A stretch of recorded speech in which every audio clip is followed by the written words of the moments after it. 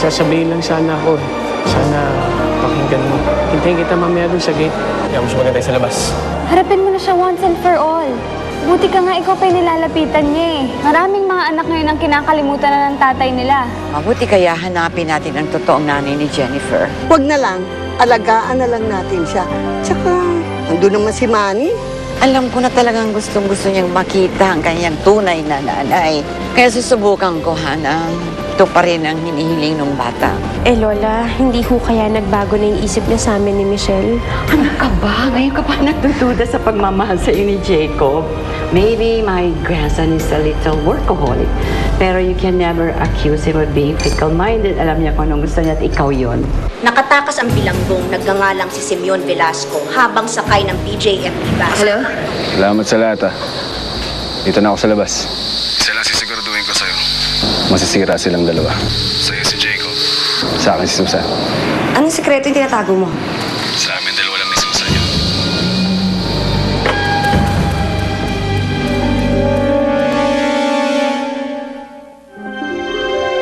Ikaw na naman? Di ba sinabi ko sa'yo na ako na lang ang tatawag? Ang kulit mo. Claire, emergency to. Kasi baka pumunta si Simeon sa mansyon. Hilo ka ba? Paano pupunta yun dito? Eh, nasa kulungan yun.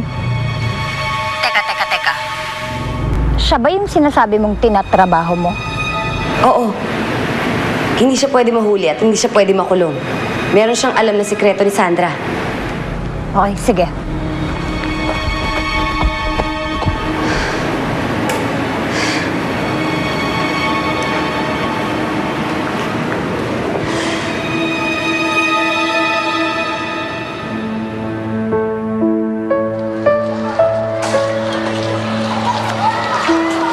TJ?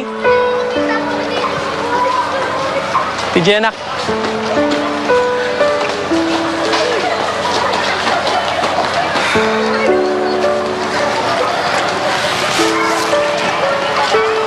Binatang-binata ka na ngayon. Nung huli kitang nakita, Naalala ko rin yun. Nung iniwan mo kami. anak, iba ako noon. Bago na ang daddy mo ngayon. Swerte pa na ng pamilya mo ngayon. Malas kami dati. Anak, di mo ba akong mapatawad? Alam mo, nung namatay ako sandali, ikaw nasa isip ko.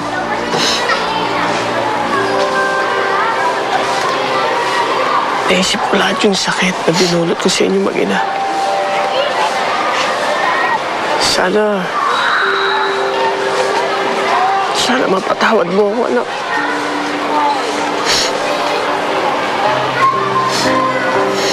Sana mapatawad rin ako ng mami mo.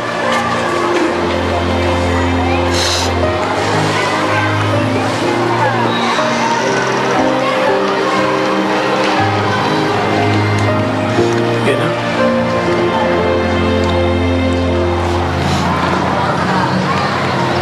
Dad?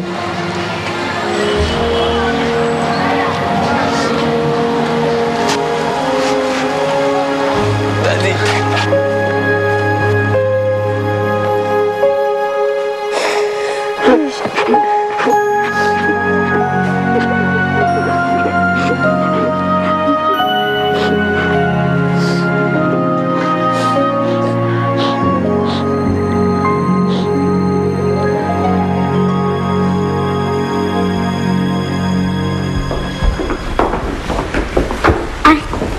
Ma'am Sandra, sabi nga pala ni Sir Jacob, pahatid daw kay Toby. Talhin na daw po itong mga envelopes kasi nakalimutan niya eh. Eh, bakit hindi na lang si Toby yung magkatid yan sa kanya? Ay naku, Ma'am Sandra, importante daw itong mga envelopes na to. Eh ayaw nga pahawak kay Honey, Toby pala. O sige, ako nang bahala. Sige, sige Ma'am Sandra.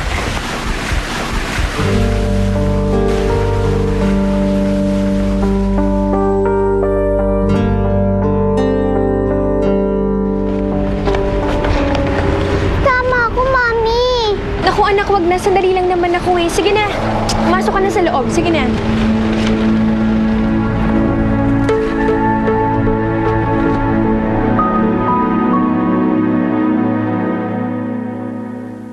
Para sa News Flash, sakay ng PJMP van papuntang ospital. Di pa kayo naman ng konti. Nakatakas ang Sige po, ma'am. bilanggong nagngangalang Simeon. Salamat.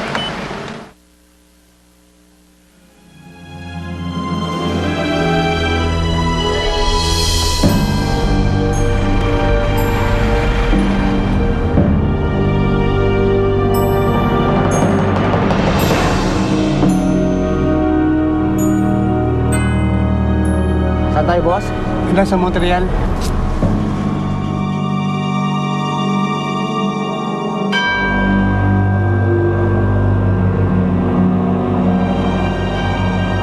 Dito muna tayo, boss.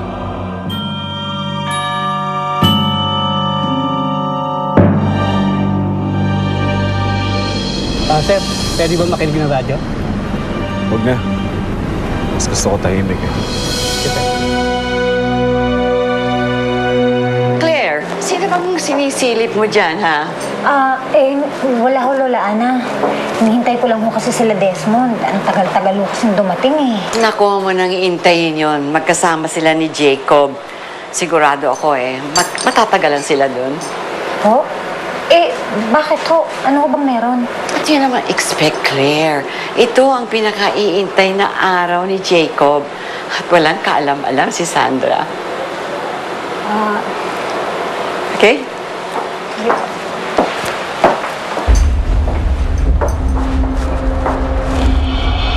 Desmond, sumagot ka. Saan ka na ba? Your call cannot be completed.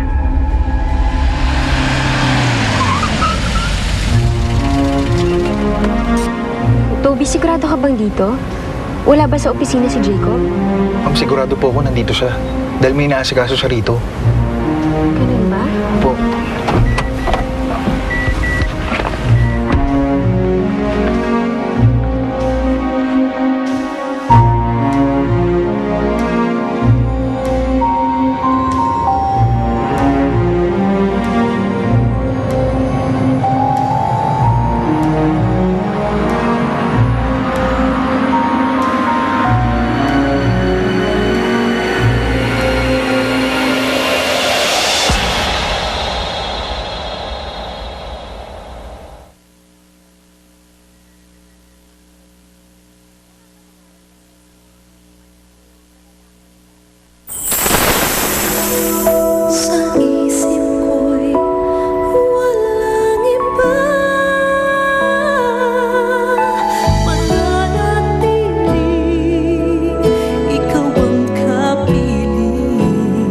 Pangalawang beses na to. Huwag ka na mawawala ulit. Dahil hindi ko nakakayanin.